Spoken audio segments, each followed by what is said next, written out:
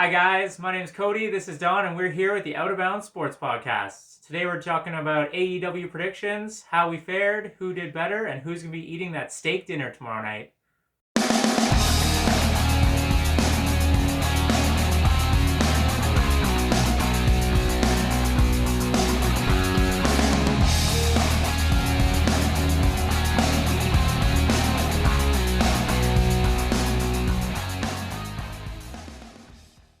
Alright, so plenty to get into today. What a show yesterday from AEW. Yesterday on Sunday night. Incredible stuff. What was your top match of the night?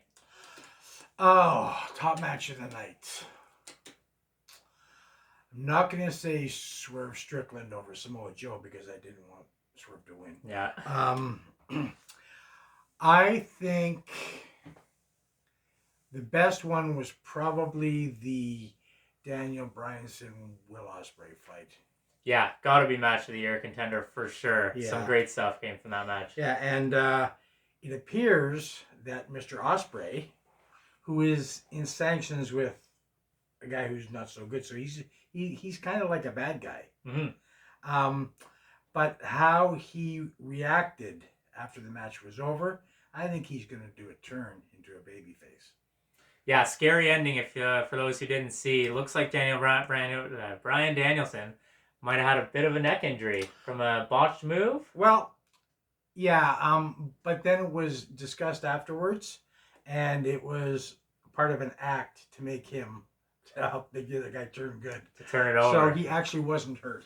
They did a very good job though, because it was some convincing stuff. I think they had a lot of people holding their breath there at the end of the match. Yeah. I like that one, and I liked the one between the Affirmed and the Bullet Club Gold. I thought that was a pretty good match too. Yes, Big Daddy ass. You know what? I'll tell you one thing. I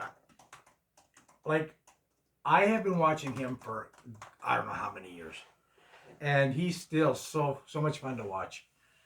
Oh my god, I remember back in the Attitude Era, him and Road Dogg, what a hilarious duo they had. Them and DX. Yeah, they were a riot. Yeah, I guess, yeah, go ahead. I was about to say, we will not be actually recapping the matches. What we will do is just go over our picks, see how we did, and perhaps bring up some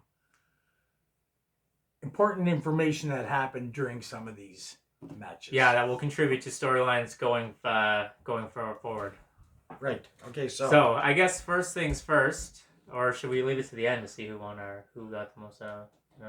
I guess they already know if they know the results, but but there may be people who don't know, so let's not spoil it for them. Okay, we'll go. Let's leave that for the end, and let's just go match by match.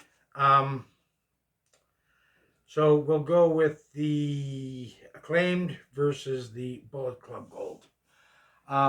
We both picked the Bullet Club Gold, and to no surprise, because as I was explaining before, there's no way they can have Jay White lose to a 60-year-old.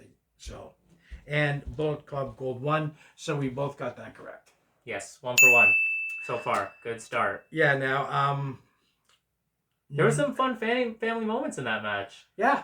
Between the sons and father, a little bit of reuniting, and then a bit of a turn as well. Well, there had been some embracing and stuff, and then, Pop said, "I'm not falling for this crap," and just beat the snot out of his son, which, you know what? Good for him. For all the fathers out there, I'm sure who want to do that. Okay, now, next we have the FTW, but that was the only one that we picked differently, so let's put that down to the last. Yeah. Okay? So we got Bryan Danielson versus Will Ospreay. Good match. I'm hoping Ospreay turns, because he doesn't make a very good bad guy. Like he doesn't look like a bad guy. Doesn't look like a bad guy. He doesn't fight like a bad guy. No. He's so talented that he doesn't need to resort to any dirty tactics or anything in order to win. His wrestling just stands out. So I do agree with you. He does need to turn babyface, and this might be a push in the right direction. Yeah. I think he's going to exit that collaboration that he's involved in. So, but we both picked Will Ospreay. Unanimous, yeah. And Will Ospreay won. Next, we've got the AEW Tag Team Ladder Match. You know what? That was an awesome match too. I actually, or as you asked me about the match, I forgot about that one. No, that was my favorite. There are some crowd moments where they're saying, "Please be careful." These guys were going all. They were out, going all out, and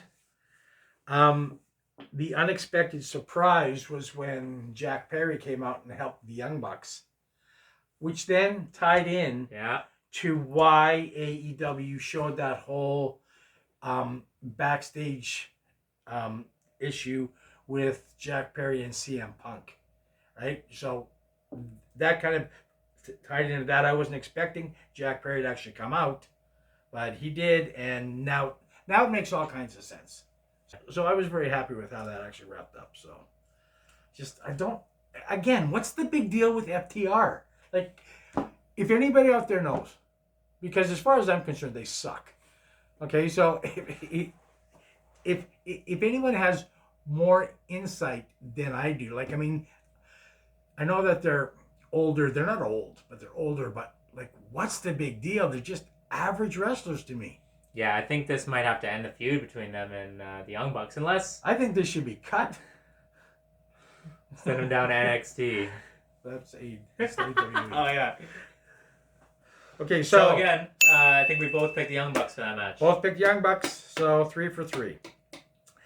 Next, we have the TBS Women's Championship. Julia Hart against Willow Nightingale.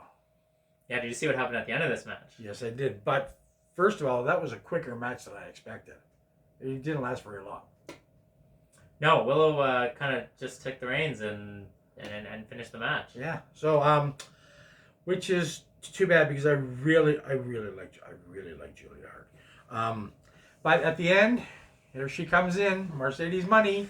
Finally, doing something for that money. Yeah, but see now, help me out here again. Why is it that she signed with AEW a couple months ago? Hasn't fought a single match. All she does is talk, and quite frankly, everyone's getting sick of that. And boom, first match is a title match.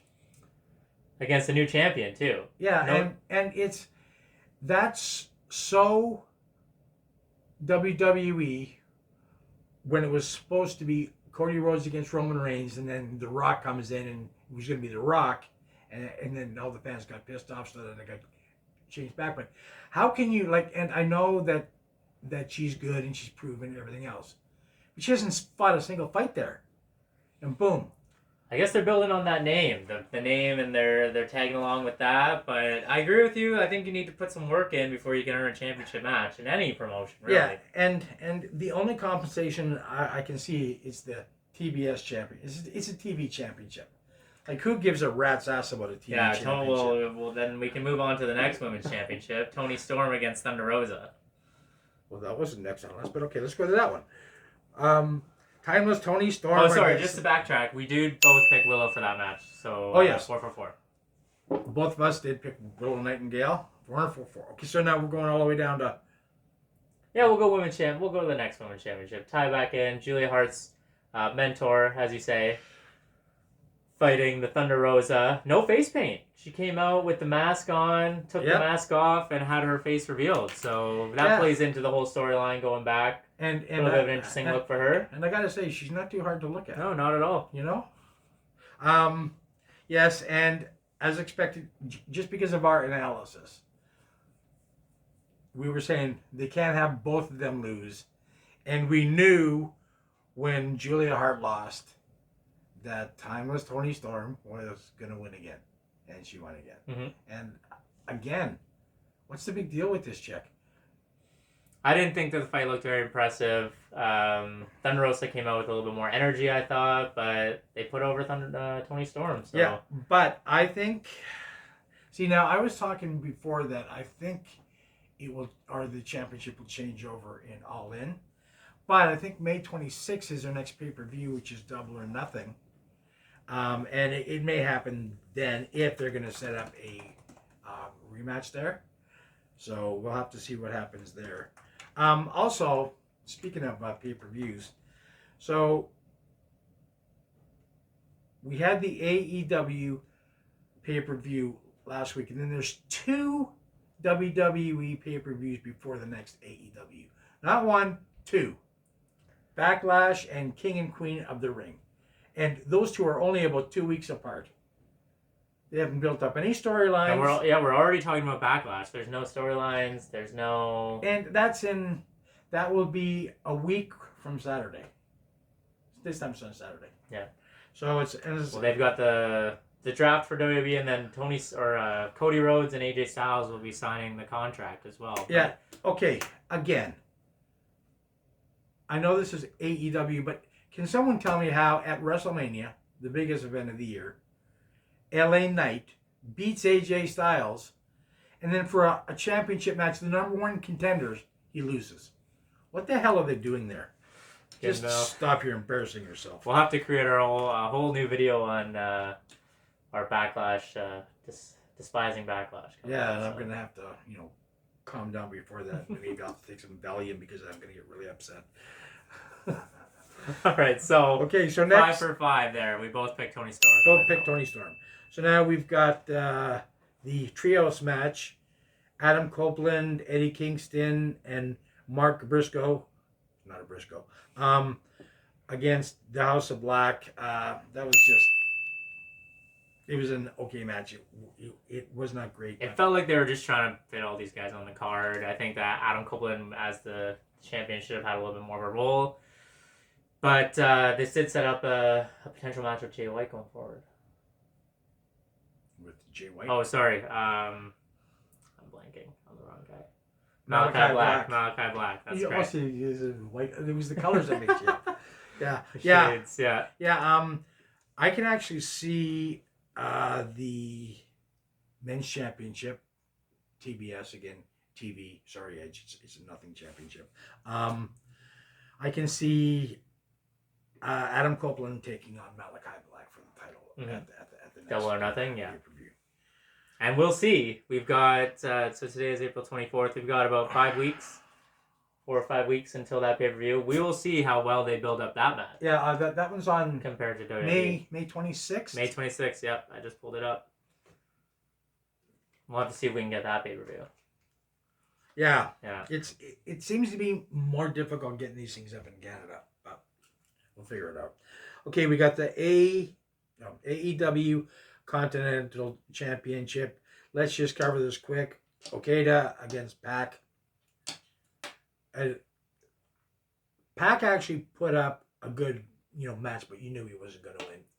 Yeah, he got a standing ovation after the match. Yeah, people were loving his stuff, but he did not look impressed. He did not look happy with that performance. I mean, you knew he wasn't going to win, but yeah. So we both picked Okada, and what does that make us now? 6 for 6, 5 for 5, 7 for 7. Wow. We both picked the. Because there's 10 matches, right? We both picked the House of Black as well for that. So. Okay, so next we got the International Championship. Roderick Strong against Kyle O'Reilly. Former friends. Now we got the champion against a crybaby. That was no surprise. Roderick Strong wins that one. So yeah, 8 for 8. Okay. The AEW World Championship. We had also a nice surprise, even though he didn't do anything. MJF showed up on this pay-per-view, which I thought was a surprise because we haven't seen from him for a long time. And I'd heard that he was no longer in AEW, but that didn't make sense because he was still under contract.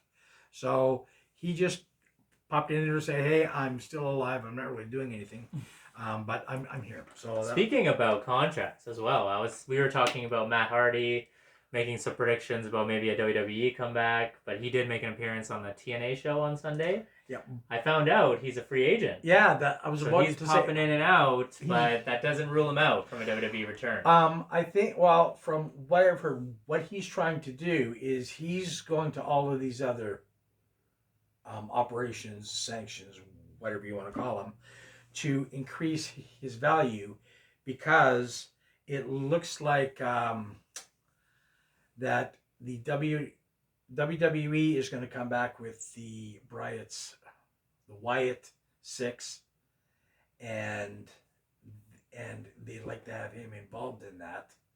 So so like, I'd heard originally that when he was at the TNA match that he signed with them, but then they're saying no, he's just showing up. I think he's holding out too because Jeff Hardy has his contract with AEW ends in the spring, so I guess any time now. So he might be waiting for his brother so that they can both end their careers together. And but they started. You know what? With the whole history there, I can't see the WWE taking Hardy back. They gave him too many chances. Yeah. Right. So but we'll see. I think that they will end up coming back together. I think that Jeff Hardy has done a lot to clean up his life, and he's made some lifestyle changes that are a little bit more on the positive side. So I can see them coming back. Yeah, and like they won't become champion or anything, but I think that they'll help put some teams over. I mean, there is a really strong tag division in the WWE right now. So to have the Hardys come back, I mean, what else? What can you really do with them? I don't know. Yeah. Okay. So let me kind of alter that. If it was still the Vince McMahon era, there's no way he's coming back.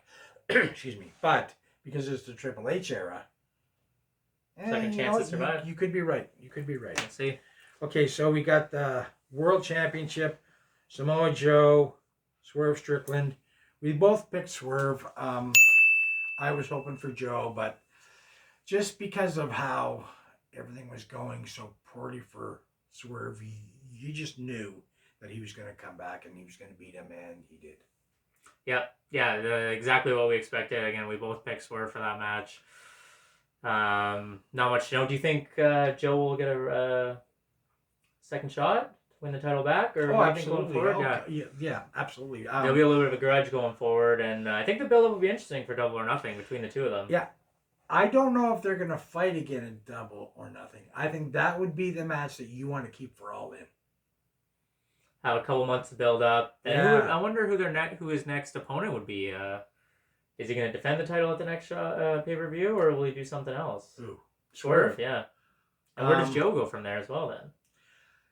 I don't know. That's what we'll have to watch and see. Yeah. But Dynamite's on tonight, so... and I'll be watching that tonight, so I may have some insight for you. Yeah. Who knows?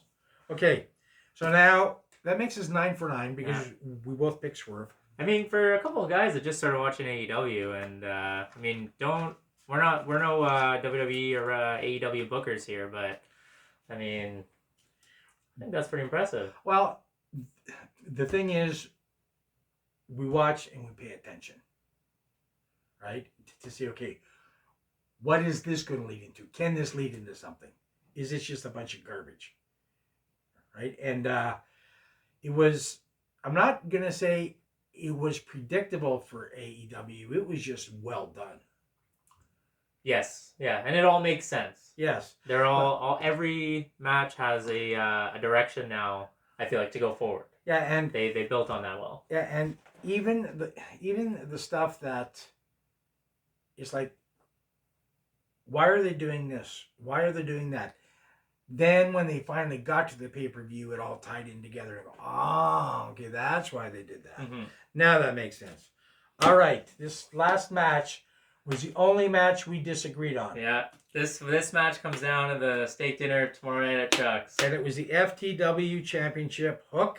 Which, by the way, no thanks to you guys for leaving comments for us, but so we did find out what FTW stands for. Can we say this on the podcast? I wouldn't say the first word. I would.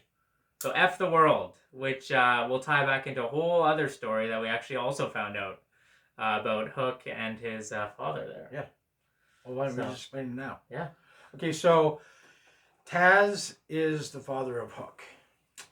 And way back when Taz was active, he was trying to get an AEW championship match against Shane Douglas. And it was a combination of either not very well timed or else people being injured. The match never happened. So Taz decided he would make up his own title. And so he made up the F the World title. And then that was sanctioned by AEW, which I still can't wrap my head around it. Like I was explaining, could you imagine every wrestler who didn't get a title match got to make up their own title? Or could you imagine? There'd be a gazillion titles out there. In your everyday life, in your job, if you didn't get the promotion, could you just create a role? Yeah. Yeah. And give yourself the promotion? Yeah, so I think that's kind of ridiculous. Then to me, this becomes an absolutely nothing championship. This is even worse than the TV championship. And I think AEW needs to lose this thing fast. Because this is not helping their image, not helping their credibility whatsoever. No, not at all. When you can have some random guy just make up a title. And I'm sure it was comical when it happened. But how long ago was Taz fighting? Right? It has to be a while. Okay, anyway, so we had Hook versus Jericho. You picked Hook. I picked Jericho. The fans were chanting for Jericho. Please retire. Please go retire. Home. Please go home. Yeah, and you know what? I think it's time. I don't remember who exactly won that match. I'll give you all the credit you deserve here. Jericho did win the match. He is now your new reigning, not defending, FTW champion. Yes, he is. 10 for 10. I went 9 for 10. So yeah, so I guess I get the steak dinner. Looking forward to that, eh? Nice medium rare. And I'm trying to be as politically correct about this as I can, but I know right now there's a really strong smell in this room. It's like overpowering. I can smell. I know you can't. I can because it's the smell of victory. Yeah, congratulations to Don. Yeah. Well done, 10 for 10. But what a card. Yeah. What a card. Yeah. Exactly what we were expecting. I think we were both impressed. Yeah, and even though we haven't seen a lot of the AEW pay-per-views, everyone was saying this was the best one they've ever done. And I can't argue with that. No. So we'll look forward to what's going to happen on Dynamite tonight, see the fallout from the pay-per-view, see what storylines are going to be developed, and catch us tomorrow night. We'll be going live from Chuck's Roadhouse to check out what Don's Take Dinner looks like. So thanks for joining us, Don. That's it. Congratulations to the winner. And we'll see you next time. Yeah, we'll see you next time. Thanks.